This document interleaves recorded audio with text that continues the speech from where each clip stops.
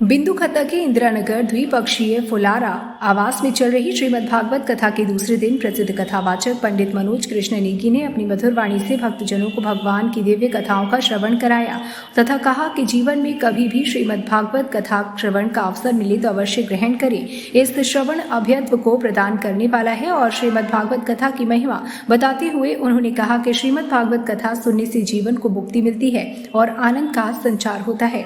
उन्होंने कहा भागवत जीवन का सार है, वह कलयुग का कल्प वृक्ष है जो हमें जीवन जीने की सरल व अलौकिक राह प्रदान करता है, वह अभयता प्रदान करता है। जीवन का ज्ञान श्रीमद् भागवत कथा से ही स्पष्ट होता है। जगदीश पंत, भरत नेगी, महेश फुलारा, नवीन पपोला, कमल मिश्रा, मिथुन सिंह, पंकज दशोनी, विनोद जी, संजय भट्ट, कैलाश फुलारा, श्रीमती गंगा देवी, गिरीश फुलारा, महेश फुलारा, ललित फुलारा, गोविंद वल्लभ फुलारा, कैलाश जोशी, ललित जोशी, मुकेश जोशी, बीना जोशी।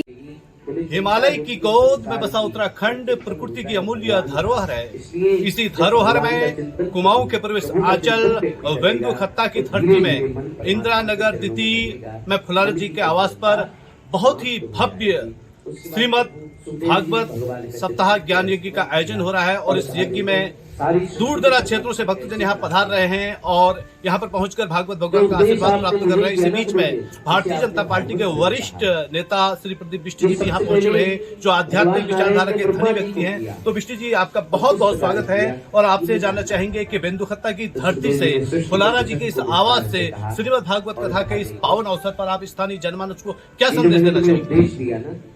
यह बिंदु खत्ता जहाँ हमारी देश सेवा के लिए सैनिक भूमि जानी जाती है और मैं लगातार देखता हूँ यह भक्त भूमि भी लगातार भागवत कथा, धार्मिक कार्यक्रम, रामलीलाएं, कृष्ण लीलाएं, अनेकों प्रकार के आयोजन इस भक्त भूमि में लगातार हमारे आदरणीय फुलारा जी के परिवार ने जो भागवत कथा सप्ताह ज्ञान यज्ञ यहाँ पर शुरू करवाया है, मैं आभार व्यक्त करता हूँ फुलारा परिवार का।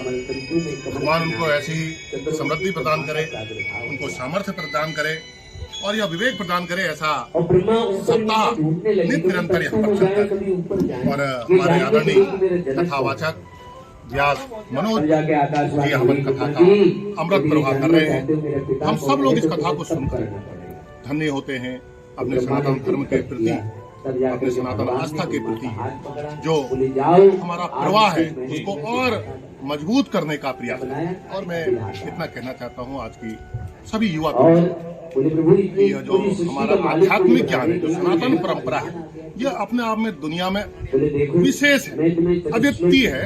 इसकी ओर बढ़ के निश्चित तौर पर हम जहाँ आध्यात्मिक जगत की ओर को तो बढ़ते हैं, अपने कर्म क्षेत्र में हमें किस प्रकार से कर्म करना चाहिए, हमें किस प्रकार का मैनेजमेंट स्किल होनी चाहिए, किस प्रकार हमारी सामाजिक स्किल होनी चाहिए, राष्ट्रीय स्किल होनी चाहिए, धार्मिक तत्व के साथ में चलिए, बहुत बहुत धन्यवाद बिष्ट जी। आपने बहुत ही सार्थक बात, गागर में सागर, बहुत ही सुंदर बात कही कि आध्यात्मिक विचारधारा से ही दुनिया विनाश से बच सकती है और हमें आध्यात्मिक विचारधारा की ओर अपने पग अग्रसित करनी चाहिए। बहुत बहुत धन्यवाद। वरिष्ठ सामाजिक कार्यकर्ता नवीन पपोला जी आज हमारे बीच में उपस्थित हैं जो भागवत कथा ज्ञान भाग में यहाँ पहुंचे हुए हैं इंदिरानगर द्वितीय में।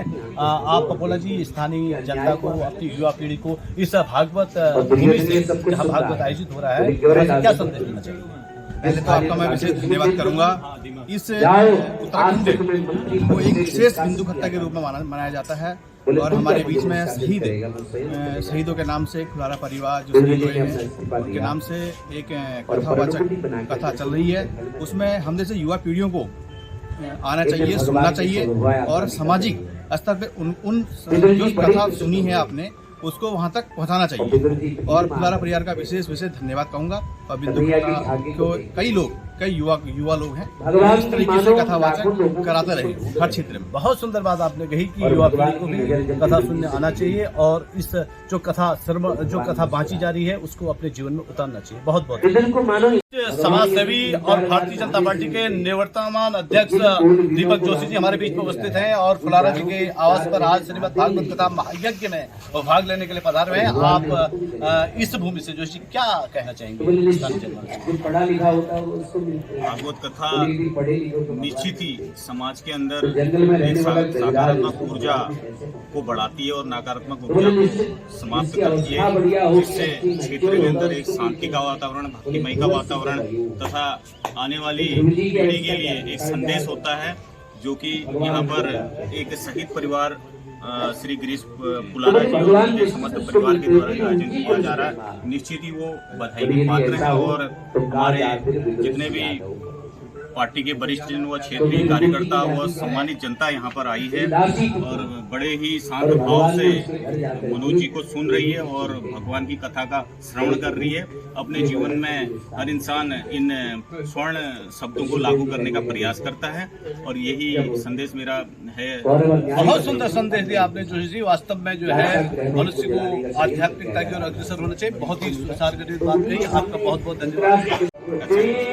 भारतीय जनता पार्टी के उत्तराखंड प्रदेश का प्रवक्ता श्री चंदन विष्णु जी आज विंदुखत्ता में फुलारा आवास पर श्रीमद् भागवत कथा ज्ञान यज्ञ सप्ताह में भाग लेने के लिए पधारे हैं। विष्णु जी, आपका बहुत बहुत स्वागत है और आप स्थानीय जनमानस के नाम और इस फुलारा जी के आवास से क्या कहना चाहेंगे? पैगाम मिनी उत्तराखंड से जो अपना ये विंदुखत्ता जो है पूरा पहाड़ बसता है, ऐसी जगह पे जो अपना फुलारा परिवार द्वारा एक भव्य किया जा रहा है, ये यहाँ के लिए बहुत ही पुण्य और लाभदायक होगा। मैं यहाँ की जनता से भी आह्वान करता हूँ, ऐसे आयोजन होने चाहिए कि हमारी जो आगामी पीढ़ी है इससे सीखे, हमारी परंपराओं को, हमारी संस्कृति को बचाने में विशेष सहयोग होगा।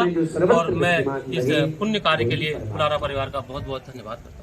बहुत बहुत धन्यवाद विष्णु जी, आपने विस्तार गर्भित रूप से इस आध्यात्मिक कार्यक्रम की सराहना की। आपका बहुत बहुत धन्यवाद।